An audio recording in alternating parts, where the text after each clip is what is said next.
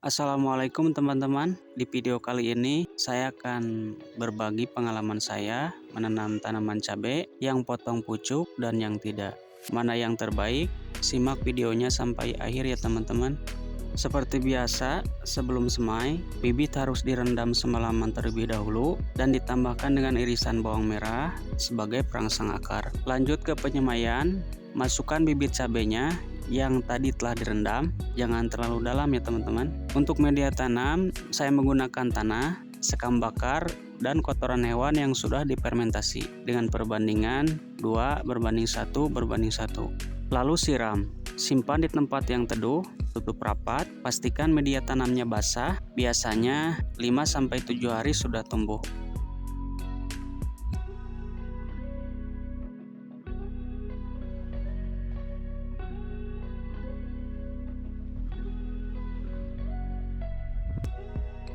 Proses selanjutnya pindah tanam. Umur-umur segini sudah pantas untuk dipindahkan ya teman-teman, karena sudah kuat. Kalau umurnya saya lupa ya teman-teman, ini sudah berapa hari setelah tanam saya lupa. Yang terpenting lakukan pindah tanam pada sore hari untuk menghindari paparan sinar matahari. Cabut tanaman cabai beserta tanahnya. Ini bertujuan agar supaya tanaman cabai beradaptasi dengan cepat di media tanam baru, karena ada tanah yang di bawah tadi dan tidak mudah layu teman-teman.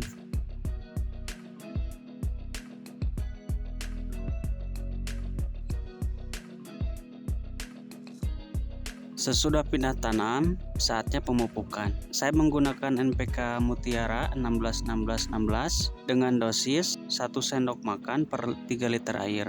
Karena ini airnya 4 liter lebih, jadi saya tambahin sedikit. Untuk pemupukan saya lakukan 2 minggu sekali, 250 ml per tanaman.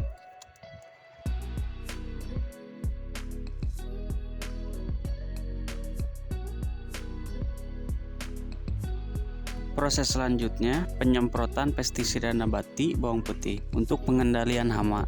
Semprotkan ke semua bagian tanaman, terutama ke area yang terserang hama. Saatnya pemotongan pucuk. Saya akan sisakan satu yang tidak dipotong pucuk. Kita lihat hasilnya, mana yang lebih bagus. Cara dan waktu yang tepat potong pucuk pada tanaman cabai agar memperbanyak cabang dan berbuah lebat, itu ada hal yang penting yang harus diperhatikan. Di antaranya, tanaman cabai sudah tumbuh tunas-tunas air di ketiak daun dan harus diberi pupuk 7 hari sebelum potong pucuk. Yang ini yang tidak dipotong pucuk. Saya sisakan satu ya teman-teman. Kita lihat hasilnya, mana yang terbaik.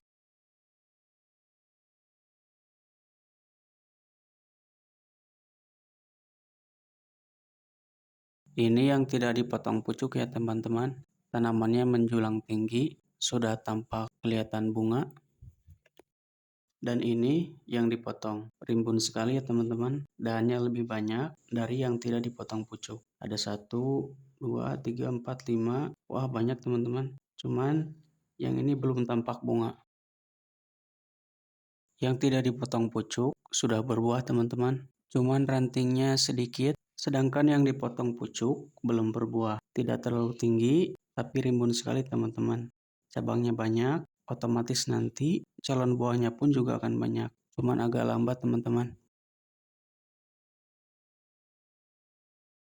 Jadi kesimpulannya, kelebihan tidak dipotong pucuk jauh lebih cepat berbuahnya dibanding potong pucuk. Sedangkan kekurangan tidak dipotong pucuk, dahannya lebih sedikit teman-teman dibanding yang potong pucuk.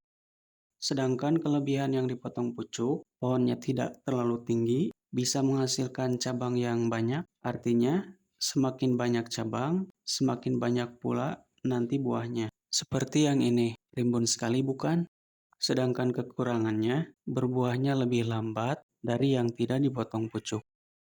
Mau potong pucuk atau tidak, itu kembali lagi ke teman-teman. Tergantung situasi dan kondisi yang mengharuskan potong pucuk atau tidak. Mana yang jauh lebih efektif.